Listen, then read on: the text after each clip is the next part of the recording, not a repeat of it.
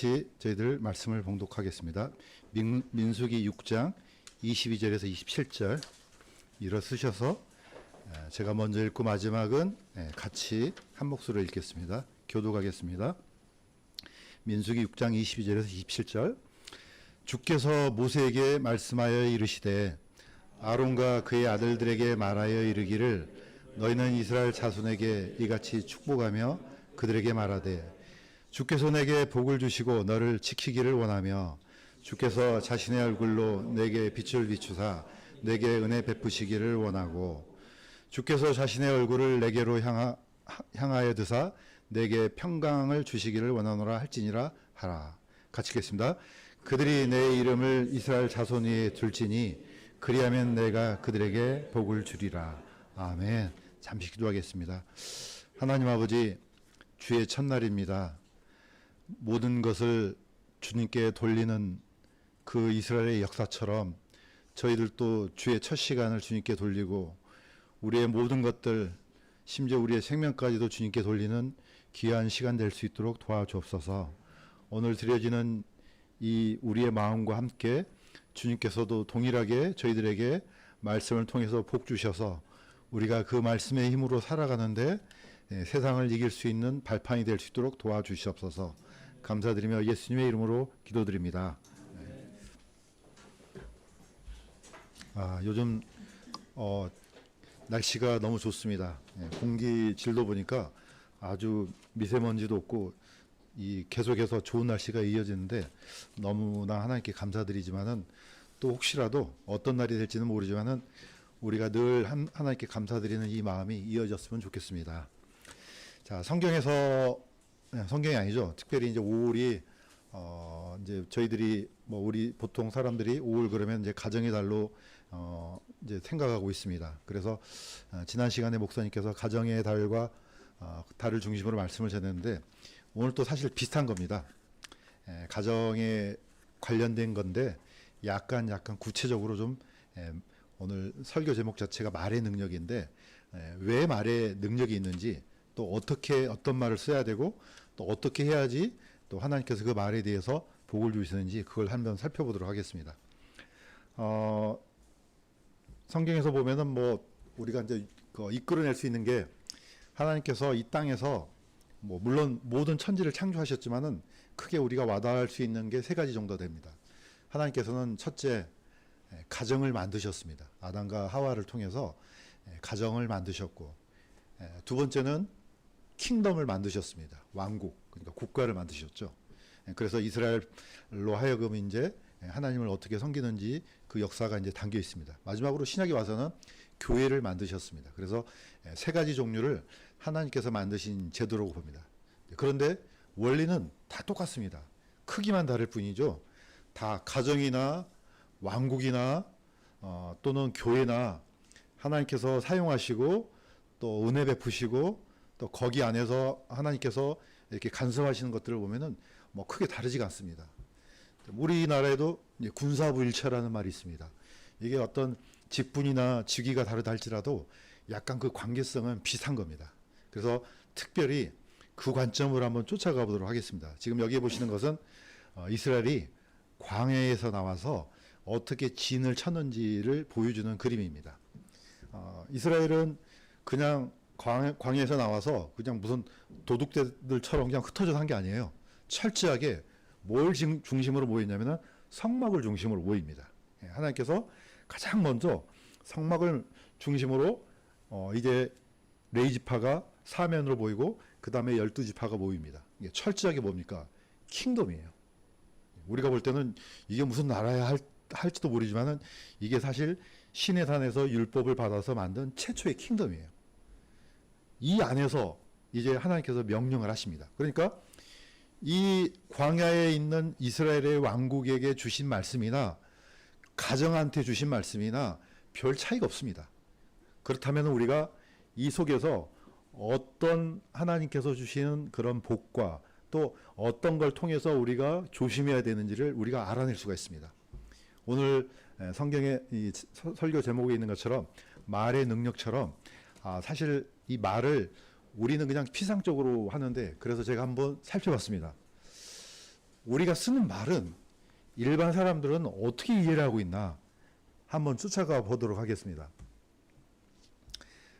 이거는 제가 AI한테 물어봤습니다. 말을 어떻게 생각하느냐? 네, 그랬더니 놀라운 답을 내놨습니다. 이렇게 했습니다. 말은 의미를 담고 있는 복합적인 파동이다. 이렇게 얘기하더라고요. 알 듯 모를 듯 뭐 이해가 될 듯 말 듯 합니다.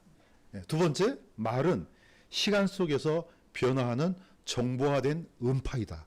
이렇게 딱 결정을 내리더라고요. 뭐 다양한 게 있지만은 두 가지를 추렸습니다. 이걸 곰곰이 생각했습니다. 사실 제가 지금 말을 하지만은 이게 파동이잖아요. 그러니까 여러분들 귀에 지금 들어오잖아요. 이거는 공기가 있기 때문에 이 공기층을 때려서 그게 파동이 일어나서 귀에 모아져서 뭐 과정은 그렇다는 거죠. 귀로 들어가서 고막을 때려서 그게 증폭이 돼서 이제 머리에서 해석하잖아요. 이렇게 해서 이제 들어옵니다. 음이 전달이. 두 번째는 이게 무슨 말일까 했더니 음악하고 다른 점은 뭐냐? 음은 길이가 정해져 있대요. 시간하고. 그런데 말은 정해지지 않습니다. 비트하고 어떻게 뭐 박자라든지 기타 등 이런 게 정해져서 음이 되지만은 말은 너무나 복잡하대요. 그래서 시간 상관없이 그 안에 정보화된 음파가 들어간다는 거죠. 보니까 맞는 말 같아요. 자, 우리가 쓰고 있는 핸드폰 매번 쓰지만은 작동 원리가 어떻게 돌아가는지 우리가 굳이 뭐 이거 고민하고 할 필요는 없습니다. 그냥 들려요. 그러니까 바로 하거든요. 그런데 이걸 풀어보니까 그렇더라고요. 자, 일단 말을 하게 되면은 이 핸드폰이 뭘 잡아내느냐? 우리의 이 파동을 이렇게 전자기 신호로 만들어서 이걸 상대방의 기죽으로 가서 그 기죽에서 지금 쓰고 있는 핸드폰으로 다시 들어가서 전자기파를 음파로 보내서 귀로 들어온대요. 그런데 얼마나 복잡합니까? 그런데 이게 빛의 속도로 들어와요. 아예 순식간에. 그러니까 우리가 마치 옆에 있는 사람하고 이야기하는 것처럼 씁니다. 이게 바로 어떻게 보면 이제 AI가 이해하는 말에 대한 관점이에요. 그러면은 음하고 말은 어떤 차이가 있는지 한번 보겠습니다. 이것도 약간 흥미롭습니다. 고린도전서 14장 19절에 이렇게 되어 있습니다. 이건 제가 읽겠습니다. 교회에서는 내가 알지 못하는 언어로 만마디 말을 하느니 차라리 이해하면서 다섯 마디 말을 하여 내 목소리로 다른 사람들도 가르치리라. 소리하고 언어를 제가 지금 얘기하려고 해요. 여기 안에서 뭐 심각한 얘기를 하려는 게 아니고 사도 바울은 알아먹는 말을 해야 된다는 거죠. 교회 안에서. 왜냐? 의미가 제대로 전달되지 않는 말은 상대방을 전혀 감동시킬 수 없을 뿐더러 이해시키도 못하거든요. 그래서 우리가 보통 성경 그러면은 이 성경을 뭐라고 합니까? 이거는 그야말로 구체적으로 기록된 하나님의 계시라고 이렇게 합니다. 이거하고 그냥 막 떠들어대는 소리하고 다르거든요. 언어는 구체적인 의미가 담겨 있어서 그게 그 사람이 이해를 시키도록 해야 된다는 거죠. 그러니까 사도 바울은 아무리 많은 말을 해도 못 알아먹는 방언 만마디 해도 무슨 소용이 있냐? 알아먹는 말을 해라. 그래야지 이게 소리로 그 소리가 그 사람의 뇌에서 감동을 준다는 겁니다. 사도 바울은 그렇게 가르치겠다는 겁니다. 자, 밑에 있는 그림은 팸플릿입니다. 이거는 서로 다른 음을 내잖아요. 찾아보니까 놀랍게도 파장하고 파동이 다 달라요. 놀랍게도. 그래서 7개음, 우리가 8개음이라 하잖아요. 이게 서로 다른 영역을 갖고 있기 때문에 우리가 이제 이걸 갖고 이제 음악을 만들어냅니다. 그런데 우리의 말은 이것보다 더 존귀합니다. 단순한 음이 아니고 말을 통해서 아주 다양하고 구체적이고 너무 놀라운 사실들이 정보가 이제 전달되는 거죠. 자, 그래서 이제 여기에 관련돼서 많은 사람들이 연구를 많이 했습니다. 그런데 제가 딱 눈에 들어온 사람이 있었습니다. 어떤 사람이냐면은 아마 많이 들었을 것입니다. 일본 사람인데 에모토 마사루라는 사람이 있었습니다. 이미 이제 고인이 된 지 오래됐는데 이 사람이 실험을 했습니다. 어떤 실험을 했느냐? 이 사람은 주로 이제 물을 갖고 실험했어요. 물론 이 사람도 살펴보니까 대체의학 박사라고 해요. 뭔 소리인지는 모르겠어요. 뭘 대체했는지 모르겠지만 아마 정규의학은 아닌 것 같아요. 근데 이 사람이 물을 통해서 어떤 물은 칭찬하는 말을 하고 어떤 물은 아주 욕을 하고 이렇게 이제 해서 이 물의 결정 구조를 살펴보니까 칭찬한 말을 하니까 밑에처럼 물 구조가 아주 좀 뭐랄까 투명하게 되고, 막 욕을 했던 물은 결정 구조가 아주 뭐랄까 좋지 않는 그런 구조로 나왔다는 걸 이제 어떻게 이 사람이 이제 발표를 했어요. 그런데 이제 이 사람의 말을 신뢰할 수 있느냐 했더니 AI가 하는 말이 신뢰할 수 없다. 이렇게 해요. 왜냐? 별로 신빙성이 없대요. 그러니까 별로 주류 의학계에서는 안 받아들이는 것 같아요. 그냥 이 정도로만 그냥 참고하시는 게 좋아요. 이렇게 하더라고요. 그러니까 여러분들도 이 사람에 대해서 깊이 연구하려고 하지 마세요. 별로 신뢰성은 없어요. 단지 저는 뭐냐, 이 사람이 뭔가를 하려고 했던 의도는 가치가 있지 않나 생각돼요. 왜냐, 우리 몸은 약 몇 프로 정도요? 3분의 2가 물이잖아요. 관련됐을 수도 있겠다는 생각이 들어요. 그런데 이 사람의 실험은 그렇게 신빙성이 없지만은, 시도는 좋았지만은 뭔가 의미는 있다. 그런데 이 사람의 실험은 이거는 학회에서 받아들입니다. 어떤 사람이냐면은 한스 옌이라는 사람이 있습니다. 이 사람도 죽은 지가 오래됐습니다. 스위스 이 사람은 정규 의학 박사이기도 하지만 과학자이기도 합니다. 자, 이 사람은 어떤 실험을 했느냐? 파장으로 실험했어요. 파장으로 다양한 파장을 통해서 분말이라든지 또는 뭐 밀가루, 뭡니까 흙가루, 모래 뭐 여러 가지로 했더니 놀랍게도 그 파장에 따라서 다양한 형태의 문양을 만들어냅니다. 그러니까 이 사람이 이걸로 자신의 어떤 학문을 만들어냅니다. 그래서 이 사람이 했던 중요한 말 중에 하나가 뭡니까? 소리는 창조의 원리다. 이렇게 얘기를 합니다. 저는 이게 약간 의미가 있다고 봐요. 우리는 사실 수많은 말을 하지만은 뭐 이런 원리에 대해서 우리가 생각하지 않잖아요. 그냥 말을 할 뿐이지. 그냥 들려올 뿐이지. 자, 그래서 그렇다면은 이게 성경 안에서는 어떤 원리로 작동되는지 성경적인 관점으로 한번 찾아보자 해서 한번 찾아봤습니다. 그랬더니 이런 게 나왔습니다. 사실 말의 효력은요, 우리가 생각하는 것보다도 엄청난 효과가 있습니다. 자, 보통 우리 플라시보라고 하잖아요. 그러니까 이게 진실이든지 가짜든 상관없이 긍정적인 말을 하면은 이게 사람이 변한대요. 그 이유가 다른 게 아니고 말에 전달돼서 이 뇌파에서 뇌가 아주 좋은 어떤 그런 뭐라고 합니까? 그런 그 호르몬을 분비를 한대요. 그러니까 이게 효과가 있다는 겁니다. 이게 진실과 상관없이. 반대적인 말은 노시보라는 단어가 있더라고요. 저도 이게 하다 보니까 처음 알았습니다. 반대말인데 이거는 부정적인 말을 하게 되면은 몸 자체에서 부정적인 호르몬을 분비한대요. 그러니까 이 말이 진실과 상관없이 부정적인 말을 들으면 몸이 약화된대요. 저는 지금도 이게 기억이 납니다. 초등학교 4학년 때인데 담임 목사님이 이런 얘기를 했어요. 어떤 사람이 실험을 했는데 이 실험을 했대요. 내가 앞으로 말로 주먹도 쓰지도 않고 아무것도 쓰지도 않고 말로 사람을 병들게 할 수 있다. 이런 실험을 했대요. 어떻게 해요? 두고 봐라. 그래서 잘 아는 사람을 만나서 처음에 만나갖고 고개를 한번 갸우뚱하고 지나갔대요.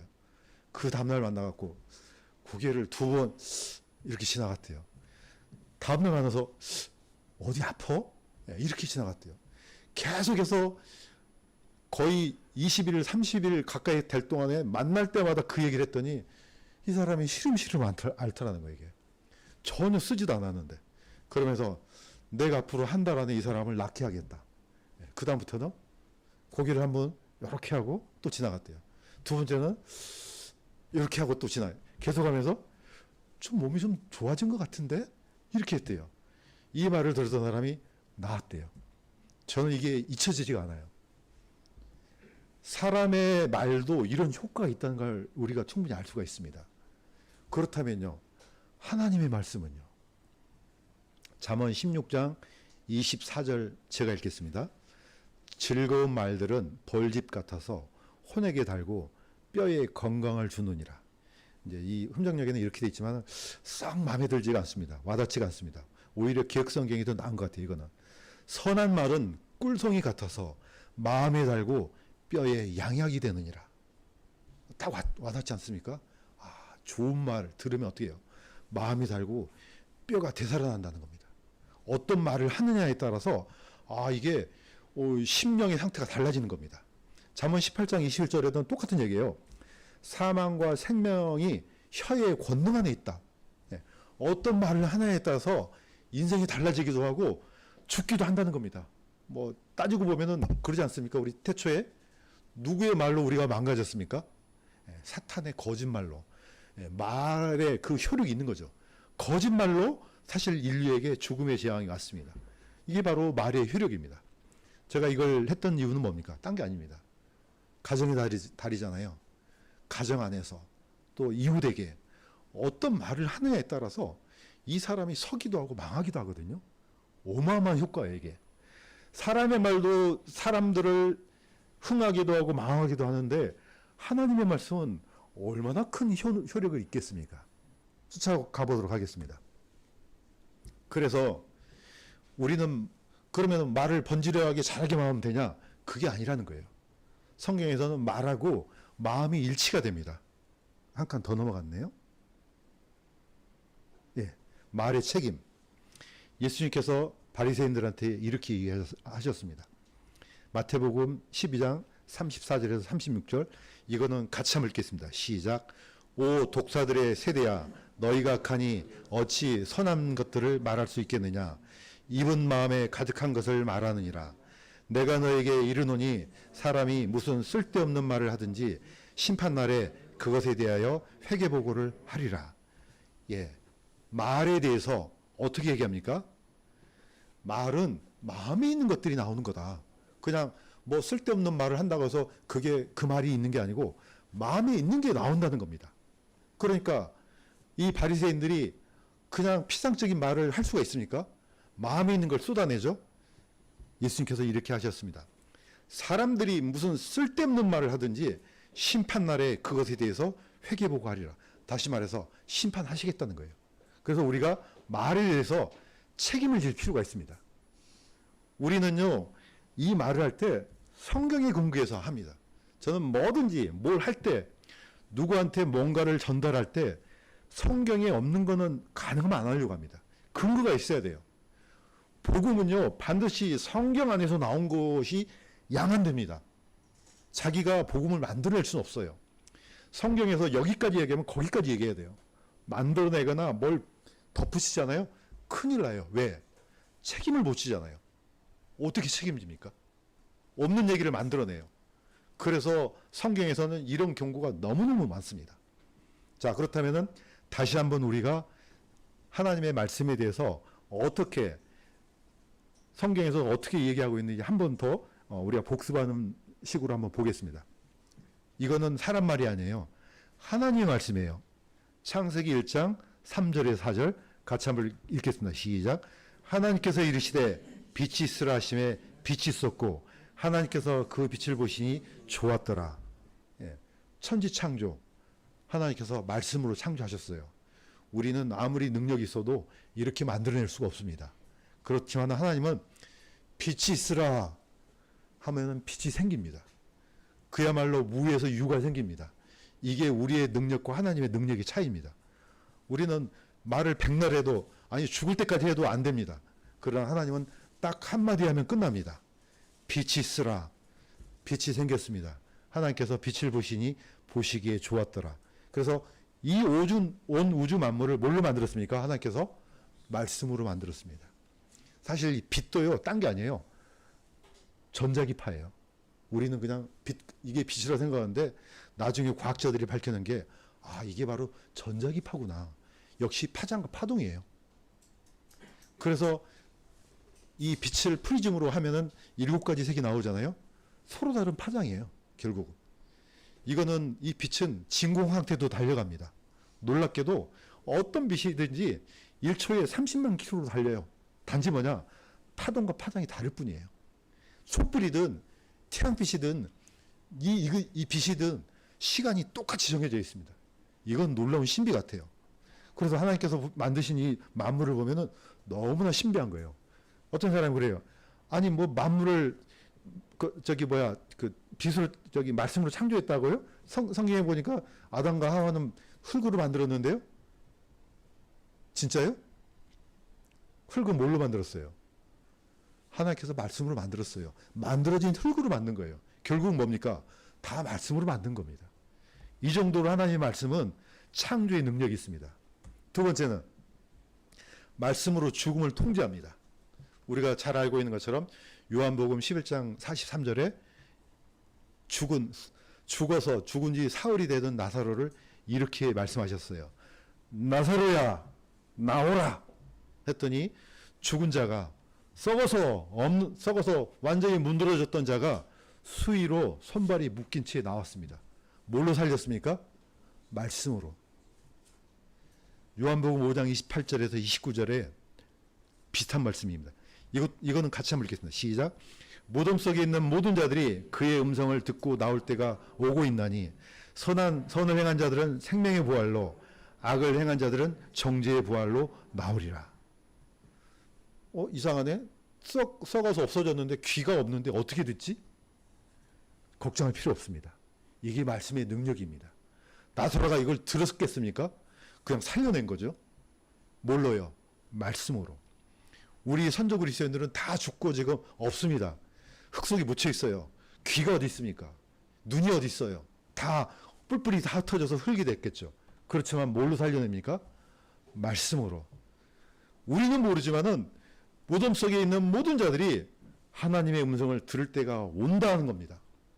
듣는 자는 그때 생명의 부활로, 나중에 구원받지 않는 자들은 정죄의 부활로 드러납니다. 이게 말씀으로 죽음을 통제한다는 사실을 우리가 성경을 통해 알 수가 있습니다. 세 번째는요, 말씀으로 자연을 통제합니다. 예수님께서 갈릴리 바다를 이제 나중에 이게 몇 번 있는데 제자들이 자기네들 살려내라고 아우성입니다. 그랬더니 예수님이 바람과 바다를 뭘로? 잠잠하라, 조용히 하라 하니까, 아니 귀도 없는데 이것들이 뭐 사람처럼 그 말씀에 순종합니다. 그러니까 제자들이 이렇게 합니다. 마태복음 8장 27절 제가 읽겠습니다. 그 사람들이 놀라며 이르되 이분이 어떤 분이시기에 심지어 바람과 바다도 그분께 순종하는가? 아니 사람도 아닌데 인격도 없는데 어떻게 바람이 그 소리에 명령에 순종하지? 놀랐습니다. 상관없습니다. 하나님은 순종하게 만듭니다. 이게 말씀으로 되는 능력입니다. 자연을 통제했습니다. 네 번째는요, 이것도 이제 배경을 아시겠지만은 예수님께서 이제 마귀인데 군단 마귀 들린 사람이 있었어요. 자, 군단이에요. 어마어마한, 우리는 모르지만은 한 사람 몸에 어마어마한 마귀가 들어 있었습니다. 예수님께서 이 마귀들을 쫓아냈습니다. 그랬더니 모든 마귀들이 뭐라고 아우성을 치느냐? 우리를 돼지들에게 보내사 우리가 그것들 속으로 들어가게 하소서. 참 이해하기 힘든 장면이에요. 사실 마귀가 사람 속으로 들어간다는 것은 들었지만은 짐승 속으로 들어가는 건 처음 들어봤어요. 근데 이렇게 하기를 원했어요. 그랬더니 예수님께서 허락하셨어요. 그랬더니 2,000마리쯤 되는 떼가 드디어 어땠습니까? 마귀들이 들어오니까 아예 갈릴리 바다 호수로 들어가서 다 빠져 죽었습니다. 자, 우리가 여기서 알 수 있는 것은 뭡니까? 하나님께서는, 예수님은 마귀도 제압할 수 있다는 겁니다. 심지어 동물도 제압합니다. 그때 빠져 죽은 돼지떼가 몇 마리예요? 2,000마리예요. 그러면 숫자가 대충 나오죠? 마귀가 몇 놈이 들어있어요? 2,000마리냐 놈이냐 하여튼 2,000명이 들어있는 거예요. 하나님께서는 이 모든 마귀를 단숨에 제압했습니다. 심지어 다 없애버렸습니다. 돼지도.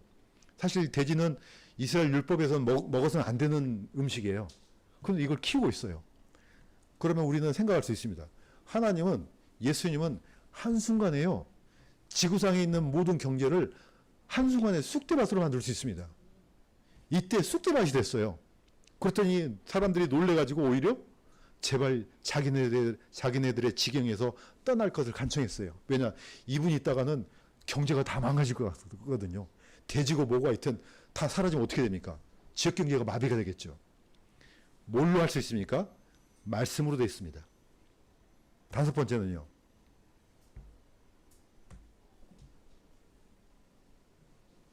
한 칸 더 뒤로 갔습니다. 통제가 안 되네요. 이것도. 예. 말씀으로 구원하십니다. 자, 요한복음 5장 25절에 보면은 이거 같이 한번 읽겠습니다. 시작. 진실로 진실로 내가 너에게 이르노니 죽은 자들이 하나님의 아들의 음성을 들을 때가 오고 있는데 곧 지금이라 듣는 자들은 살리라. 예. 이때 죽은 자들이 누굽니까? 이때는요 영적으로 죽은 자들이에요. 예. 구원받지 못한 사람들이에요. 이 사람들이 하나님의 음성을 들을 때가 오는데 지금이다. 듣는 자는 산다. 사실 아까는 물리적인 거지만 이거는요 복음을 들으면 산다는 거예요. 우리는 이로써 예수님의 하나님의 말씀이 물리적인 거거든 영적인 거든 상관없이 이 말씀을 통해 살리기도 하고 죽이기도 하신다는 걸 우리가 알 수가 있습니다. 이런 능력이 있는 거예요. 그래서 예수님은 들어야 된다. 지금 이 말씀을 들으면 살아난다. 말씀으로 구원하는 게 맞습니다.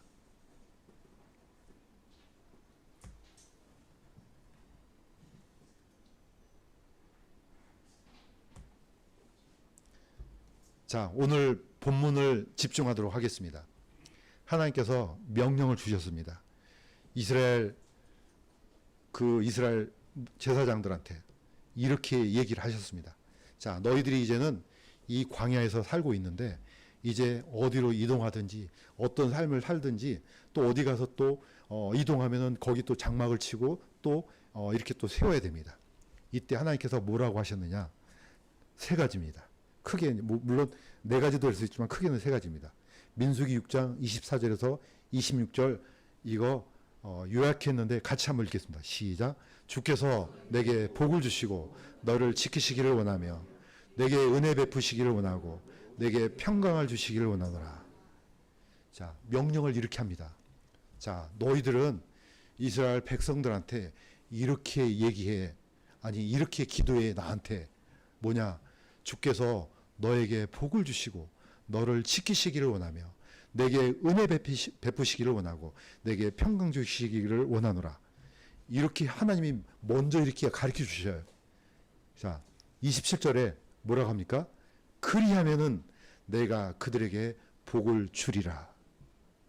그리하면 사람의 말 이거는 하나님께서 주신 약속이지 않습니까? 이렇게 하면 내가 복을 주겠다는 거예요.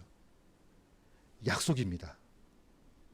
우리는 말에 대한 능력을 너무 약간 좀 전혀 피상적이고 잘 모르는 것 같습니다. 저도 지금까지 그래왔습니다. 그런데 성경을 묵상하다 보니까 이게 엄청난 능력이 있습니다. 우리가 보통 사람들한테도 좋은 얘기를 해주려고 하지 않습니까? 이거는 말이 능력이에요. 놀랍게도 동물들도 똑같습니다. 저도 들은 얘기인데 서양에 이런 속담이 있대요.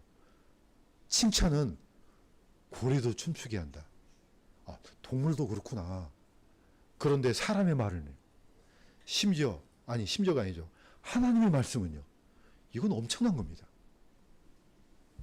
이렇게 하라. 그러면 내가 복을 주겠다. 하나님께서 이렇게 약속하셨어요. 자, 우리가 가정 안에서 또는 남편과 부부 사이에서, 아내와 부부 사이에서, 아버지 아들 사이에서, 또 친구 사이에서, 또는 이웃 사이에서 이거는 비일비재하게 일어납니다. 그래서 저는 늘 이 문제로 가지고 약간의 스트레스를 받습니다. 왜냐?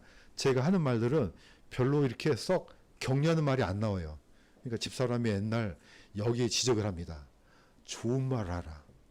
아들한테. 보통 우리 부모들은 이 얘기할 때 뭐가 먼저 보입니까? 자녀의 잘못된 부분, 다른 사람의 잘못된 부분이 보여요. 그러면 어떻게 합니까? 책망의 말이 먼저 나갑니다. 물론 책망하지 말라는 게 아니에요. 책망을 해야지 그 사람이 바로잡죠. 동시에 격려도 해야 된다는 거죠. 야, 너 조금만 하면은 될 수 있을 것 같아. 이런 말을 하는 거하고 네 백날 해봐라. 네가 되는지. 이 말을 하는 거하고 어떤 사람이 병이 들었는데 조금만 하면은 건강해질 것 같아요. 어제보다 좀 나은데요? 이 말하는 거하고 별로 똑같은데 그거 하나만 한 거 아니야? 이게 나눠집니다. 그래서 하나님께서는 이스라엘 백성들한테 제사장들은 사실 백성들하고 하나님 사이의 중보자예요. 거의 이런 얘기를 하라는 거예요. 이런 기도를 하라는 겁니다.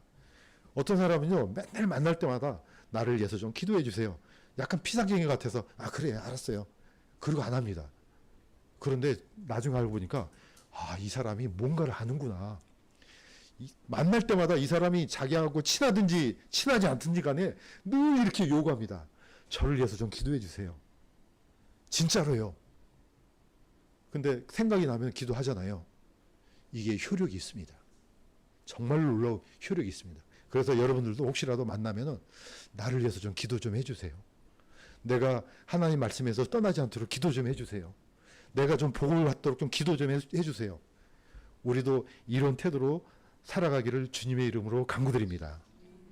저는 목사님과 사모님에 대해서 크게 뭐 칭찬하면은 속이 너무 뻔하니까 칭찬 안 하지만은 본받을 점이 있어요. 수요일 날 오시면은 두 분이서 날마다 기도하세요. 저는 이거 참으로 평생 동안 본받을 그런 태도라고 생각됩니다. 예, 뭐 우리가 기도한다고 뭐 나라가 나아지겠습니까? 이렇게 생각하는 것 자체가 깎아먹는 겁니다. 내가 이렇게 기도하지만은 하나님께서 들으시고 이 나라를 세워주실 것이야. 내가 기도하지만은 저 사람은 모르지만은 저 사람이 나로 인해서 나의 기도를 통해서 세워질 것이야. 이런 마음을 갖고 기도하면은 하나님께서 들어주실 줄로 믿습니다. 마무리하겠습니다. 야베스의 기도를 하지 않고 야베스의 언어라고 이렇게 제목을 달았습니다. 마지막에. 그런데 이 야베스가요, 성경을 따라가다 보면은 베냐민하고 약간 비슷합니다. 어떤 면이 비슷하냐? 한번 제가 쭉 한번 읽겠습니다. 그의 어머니가 그의 이름을 야베스라며 이르기를 내가 고통을 겪으며 그를 낳았다 하였더라. 야베스가 하나님의 이스라엘 하나님을 부르며 이르되 주께서 참으로 내게 복을 주사 내 지경을 넓히시고 주의 손이 나와 함께 하사 주께서 나를 악에서 지키시며 그것이 나를 괴롭게 하지 못하게 하옵소서 하였더니 하나님께서 그가 구하는 것을 그에게 주셨더라. 우리가 많이 들었죠. 야베스의 기도 많이 돌아다녔어요. 막 누군지도 모르지만 막 그냥 책으로도 나오고 막 한동안 그 센세이션을 일으키다시피 했습니다. 그런데 이 사람을 제가 한번 추적했어요. 오라 보니까 어느 시대 어떤 족속인지 안 나와요. 잘 몰라요. 딱 두 구절 나와요. 역대기상 4장 9절에서 10절 딱 두 구절 나와요. 이제 추적을 하니까 유다 지파 같아요. 유다 지파인데 아마 사사시대가 아닌가 생각이 돼요. 그런데 이렇게 합니다. 그의 어머니가 그의 이름을 야베스라 이름 짓고서 내가 고통을 겪으면 나았다 이렇게 합니다. 그러면 추정을 난산을 했었나? 낳을 때 엄청나게 고통스럽게 낳았겠구나. 우리가 이렇게 약간 합니다. 그래서 야베스라는 단어가 뭡니까? 이름이 고통이란 뜻이에요. 고통, 슬픔 뭐 이런 아주 안 좋은 뜻이에요. 저는 한 가지 더 생각했어요. 아니면 아버지가 돌아가셨나? 아버지 이름이 안 나와요. 그러니까 아마도 그런 것도 포함되겠죠. 이 아이를 낳을 때 어쩌면 아버지도 없지. 고통 중에 낳았지. 그래서 그걸 기억하기 위해서 어머니는 이 이름을 굉장히 부정적으로 만듭니다. 그런데 이 인물이 비슷한 게 있습니다. 베노니가 있습니다. 라헬의 마지막 아들 누굽니까? 베냐민이에요. 베냐민을 누가 지었습니까? 이거는 야곱이 지어요. 그런데 어머니는 이름을 베논이라고 지어요. 나의 슬픔의 아들이란 뜻이에요. 듣다 보니까 야곱이 이거 아닌데? 이름을 바꿔버려요. 베냐민이라고. 베냐민은 권능의 아들이란 뜻입니다. 오른손의 아들. 어쨌든 이름이 좋아서 그렇게 된 건 아니지만은 이 야베스한테 우리가 배울 수 있는 게 뭡니까? 이 이름이 안 좋았지만은 뭐라고 광고했습니까? 물론 이름을 잘 지어야 되겠죠. 그렇지만은 이 야베스는 여기에 굴하지 않습니다. 뭘로 바꿔버립니까? 야베스가 이스라엘 하나님을 부르며 주께서 내게 복을 주시고 내 지경도 넓혀주시고 주의 손이 나와 함께 하사 주께서 나를 악에서 지켜주시고 그것이 나를 괴롭게 하지 못하게 하옵소서. 전혀 반대의 의미로 언어를 씁니다. 어떻습니까? 기도기도 하지만은 이건 언어기도 합니다. 사람이 어떤 언어를 쓰느냐에 따라서 그 사람의 인생이 달라진다고 봅니다. 그래서 그리스도인들은 이 언어를 성경이 있는 대로 써야지 하나님께서 복 주실 줄로 믿습니다.